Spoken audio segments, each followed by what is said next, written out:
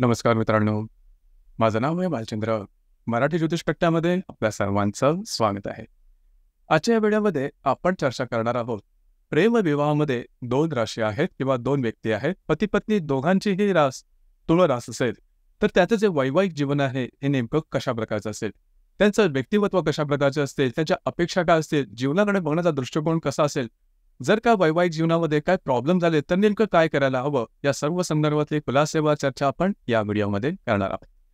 आपलं हे जे चॅनल आहे मराठी ज्योतिष कट्टा, या चॅनलद्वारे मेष राशीपासून ते मीन राशीपर्यंत सर्व ज्या 12 राशी आहेत, या सर्व 12 राशी परस्पर प्रेमविवाद असतील तर त्यांचा जो विवाह आहे किंवा त्यांचं जे वैवाहिक जीवन आहे हे नेमकं कशा प्रकारचं असेल या संदर्भातले व्हिडिओ अपलोड होत आहेत. आपण त्याचा आनंद जरूर घ्या. तर आजच्या व्हिडिओमध्ये आपण चर्चा करणार आहोत तुळ राशीचे पती-पत्नी किंवा त्यांचं जे वैवाहिक जीवन आहे या संदर्भात. तुळ राशीबद्दल सांगायचं झालं तर कालपुरुषाच्या पत्रिकेमध्ये 7व्या स्थानात येणारी ही रास आहे. पुरुष रास आहे. या राशीचा जो स्वामी आहे तो शुक्र आहे.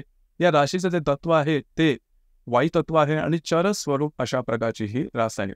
तुळ जी रास आहे त्याचं जे चिन्ह आहे तेच मुळात तराजूचं आहे. तराजू म्हणजे समतोलत्व राखणं. समतोलत्व हे या राशीच्या वागण्या, बोलण्यात, स्वभाव विशेषामध्ये आणि त्यांच्या आवडीनिवडी सर्वांमध्ये दिसून येतं. वागण्याच्या बाबतीत जरी तुम्ही म्हणालात तर कुठलीही गोष्ट, कुठलीही भावना अगदी पार म्हणजे क्रॉस करून लिमिट कधी जाणार नाही, म्हणजे मर्यादेच्या बाहेर जाणार नाहीत. एवढंच काय, पण प्रत्येक राशीमधले जे चांगले गुणधर्म आहेत हे चांगले गुणधर्म तुळ राशीमध्ये खूप चांगल्या प्रकारे दिसून येतात. जसं की मेष राशीचा जो बिनधास्तपणा आहे आणि जी एनर्जी लेवल आहे ती दिसून येते. वृषभ राशीचं जी वाणी आहे आणि बोलण्यातला जो गोडवा आहे तो दिसून येतो. मिथुन राशीमधला जो भाबडेपणा आहे किंवा भोळेपणा आहे किंवा चिकित्सकपणा आहे, चौकसपणा तो दिसून येतो. कर्क राशीची जी माया करण्याची वृत्ती आहे ती दिसून येते.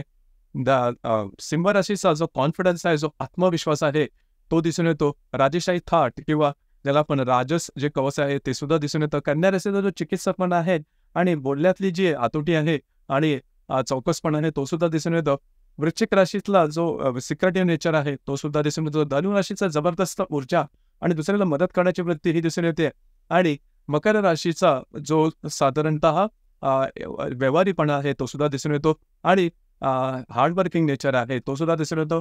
कुंभ राशीचा जो आधुनिक विचार आहे तो सुद्धा या तुळ राशीमध्ये दिसून येतो. आणि मीन राशीचा जो भोळेपणा आहे, बाबडेपणा आहे किंवा भावनाशीलत्व आहे, या सर्व ज्या गोष्टी आहेत, या सर्व गोष्टी प्रत्येक राशीच्या ज्या चांगल्या गोष्टी आहेत या चांगल्या गोष्टी तुळ राशीमध्ये दिसून येतात. आणि कुठल्याच भावभावनांचा कडेलोट हा कधीही नसतो. मुळातच समतोलत्व राखणारी ही रास आहे. त्याच्या वागण्या बोलण्यात ही गोष्ट दिसून येतं. राहणीमान अतिशय सुव्यवस्थित, नेटकं, टापटीप असतं. बोलणं सुद्धा अगदी व्यवस्थित असतं. समोरच्याच्या फ्रिक्वेन्सीला जाऊन म्हणजे त्याच्या विचारांपर्यंत जाऊन त्याला समजावून घेऊन त्याच्याशी संवाद साधण्याची कला ही तुळ राशीच्या व्यक्तीमध्ये दिसून येतं. आणि हे असून सुद्धा याचा सुद्धा कडेलोट होत नाही. म्हणजे बोलणं म्हणजे वाहत्या नळासारखं या राशीच्या व्यक्ती बोलत बसणार नाहीत. तुम्ही जेवढं बोललेलं तेवढं विषयाला धरून नेमकं तेवढं पण व्यवस्थित बोलतील, नीट विचार करून बोलतील. आणि त्यांच्या विचारांमध्ये हा खरोखरच ज्ञानाचा भाग सुद्धा असतो, अनुभवाचा भाग सुद्धा असतो. याचप्रमाणे जीवनाकडे बघण्याची दृष्टी सुद्धा सकारात्मक असते, पॉझिटिव्ह असते. आकलनशक्ती, ग्रहणशक्ती याची अतिशय उत्तम दिसून येते. याचप्रमाणे कुठल्याही गोष्टीचा साधक बाधक विचार करून नंतरच निर्णय घेण्याची तयारी ही या राशीमध्ये खूप चांगली दिसून येते.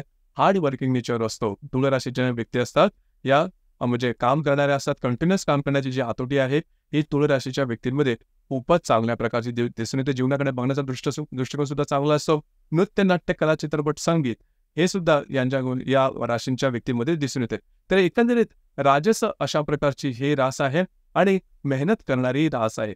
या राशीमध्ये दुसरी एक महत्वाची गोष्ट म्हणजे भिन्न लिंग व्यक्तीप्रती आकर्षण हे तुळ राशीच्या व्यक्तीमध्ये खूपच चांगल्या प्रकारचे दिसून येतं. अर्थात ही रासच मुळात कालपुरुषाच्या पत्रिकेमध्ये 7व्या स्थानात येत असल्या कारणामुळे आणि शुक्राची रास असल्या कारणाने, पुरुष रास असल्या कारणामुळे याच्यामध्ये जे अनामिक जे आकर्षण असतं भिन्न लिंग व्यक्तीप्रती ते खूपच चांगल्या प्रकारचे दिसून येतं. इव्हन या राशींच्या व्यक्तीची जी व्यक्तिमत्व आहे हे समोरचे जे व्यक्ती त्याच्या व्यवस्थितपणे लक्षात राहतं. म्हणजे ज्यांचं वागण्या बोलण्यातलं मगाशी सांगितल्याप्रमाणे एक सगळ्या प्रकारचे एक चांगले गुणधर्म या राशीमध्ये दिसून येतात. अशा कोणत्या गुणधर्म आहेत की जे थोडेसे वेगळे आहेत किंवा त्याच्यावरती विचार करणं गरजेचं आहे. अर्थात कुठलीही रास अशी आयडियल नाही आहे, म्हणजे सर्व गुण संपन्न अशी कोणतीही रास नाही. तसंच जरी या राशीमध्ये जरी वेगवेगळ्या राशीचे चांगले गुणधर्म असतील तरी सुद्धा सर्व गुण संपन्न असं मात्र म्हणता येणार नाही. कारण सगळ्यात महत्वाचा गुण की जो नसायला हवा तो या राशीमध्ये दिसून येतो. तो म्हणजे थोडासा अहंकाराचा भाग हा तुळ राशीच्या व्यक्तीमध्ये दिसून येतो. म्हणजे आपण काहीतरी विशेष आहोत, आपल्याला विशेष कळतं, आपल्याला काहीतरी विशेष माहिती आहे, या थोड्याशा समजामध्ये या व्यक्ती असं अर्थात हा जो त्यांचा म्हणजे याचा भाग आहे, अहंकाराचा जो भाग आहे किंवा इगोचा जो भाग आहे, हा लगेचच्या लगेच दिसून येत नाही. ज्यावेळेस तुम्ही या व्यक्तींच्या प्रभावाखाली जातात, इन्फ्लुअन्स केले जातात किंवा कॉन्टॅक्टमध्ये असतात, त्यावेळेस काही कालावधीनंतर त्यांचा हा जो स्वभाव, हा स्वभाव डोकावू लागतो आणि बऱ्याच वेळा या स्वभावामुळे प्रॉब्लेम कॉम्प्लिकेशन होण्याची शक्यता जास्त असते. जसं की आता आपण चर्चा करत आहोत, की प्रेमविवाहामध्ये दोन्ही राशी समजा तुळ असतील, तर अर्थातच त्यांचा जो प्रेमविवाह आहे त्याच्यामध्ये हीच गोष्ट सगळ्यात महत्त्वाची ठरते.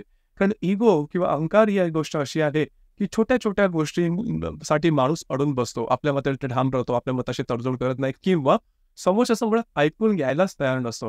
त्याच्यामुळे तडजोडीची भावना ही कोणी आणि कशी करावी? कारण दोन्ही राशी या तुळच आहेत आणि सगळ्यात महत्त्वाचं विवाहामध्ये तडजोड करणं किंवा तडजोड होणं हे अत्यंत गरजेचं आहे.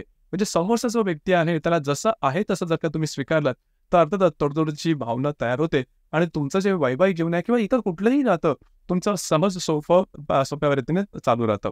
आता इथे समजा बऱ्याच वेळा अपेक्षा केली जाते, की समोरच्या व्यक्तीने त्याच्या काही सवयी, त्याचे स्वभाव, त्याच्या इमोशन्स बदलाव्यात किंवा त्या चेंज कराव्यात. आता समजा त्यांनी त्या व्यक्ती त्यांचे जे व्यक्तिमत्व आहे मूलतःच तसं असेल आणि जर का तुम्ही त्याच्याकडून अपेक्षा केलीत, की त्यांच्या व्यक्तिमत्वामध्ये किंवा त्यांच्या वागणुकीमध्ये, त्यांच्या स्वभावामध्ये काही बदल व्हावे, ते जर का बदल झाले, तर अर्थात त्यांचं व्यक्तिमत्वच पूर्ण कोसळून पडेल. तर अशामुळे जर का तुम्ही काय अपेक्षा केल्या, तर ते अपेक्षा पूर्ण होणं थोडंसं कठीण असतं. यापेक्षा जर का तुम्ही समोरचा व्यक्ती जसा आहे, जर का तुम्ही त्याच्यावरती प्रेम केलेलं आहे, जर का तुमचा प्रेमविवाह आहे, तर समोरच्या व्यक्तीला तो जसा आहे तसाच जर का तुम्ही स्वीकारलात, तर तसा काही प्रॉब्लेम होणार नाही. आणि काही गोष्टी खरोखरच त्या वेगळ्या असेल, तर तुम्ही बोलून थोडंसं ॲडजस्ट करून गोष्टी पुढे जाऊ शकतात किंवा तो जो प्रेमविवाह आहे, तो सफल सिद्ध होऊ शकतो. हीच गोष्ट सगळ्यात महत्त्वाची. या गोष्टीबद्दल थोडासा विचार केला, तर वैवाहिक जीवनात काही प्रॉब्लेम येणार नाही. दुसरी महत्त्वाची गोष्ट म्हणजे थोडंसं या दोन्ही राशी म्हणजे या ज्या राशी आहेत, या राशीचे व्यक्ती असतात, त्यांची स्पेंडिंग थोडीशी जास्त असते, खर्चिक थोड्या असू शकतात. तर दोघांनाही या गोष्टीवरती विचार करणं गरजेचं आहे. कधी-कधी जसं मी मगाशी सांगितलं, की भिन्न लिंग व्यक्तीप्रती आकर्षण या दोन्ही राशींचं, ज्या राशीच्या व्यक्तीचं थोडंसं जास्त असतं. त्यामुळे परस्पर रूपी कधी म्हणजे परस्परांवर कधी-कधी थोडासा संशय वगैरे होऊ शकतो. तर तो संशय आहे तो बोलल्याने तुम्ही दूर करू शकता. ही गोष्ट खूप महत्त्वाची आहे. अर्थात इथे सुद्धा ॲडजस्टमेंट किंवा एकमेकांना समजावून घेण्याची वृत्ती ही आलीच आणि विवाहामध्ये खरं तर तीच असणं गरजेचं आहे. आता साधारणतः या राशीमध्ये जी नक्षत्र येतात ती सुद्धा महत्त्वाची आहेत. या राशीमध्ये चित्रा, स्वाती आणि विशाखा ही 3 नक्षत्र येतात. पैकी चित्रा आणि विशाखा ही जी 2 नक्षत्र आहेत ही तिखट आहेत. चित्रा नक्षत्राचं ज्या व्यक्ती असतात ते दिसायला मात्र खूप सुंदर असतात. वाणी यांची तिखट असते. पटकन एखाद्या गोष्टीवरती रागवतात आणि विशाखा नक्षत्राबद्दल सांगायचं झालं तर एक घाव 2 तुकडे असा प्रकार विशाखा नक्षत्राच्या व्यक्तींमध्ये दिसून येतो. तर ह्या 2 वेगवेगळ्या म्हणजे राशी जरी सारखी असतील आणि या नक्षत्रामध्ये जर का तुमचा जन्म असेल तर अर्थातच तुमच्या स्वभाव गुणधर्मावरती त्याचा बराचसा परिणाम होईल. वाणी तुमची तिखट होऊ शकेल. एकमेकांकडून ज्या अपेक्षा असतील त्या थोड्याशा ॲरोगंट होऊ शकतात. तुमच्या वागणुकीमध्ये ॲरोगंटपणा हा थोडासा दिसू शकतो.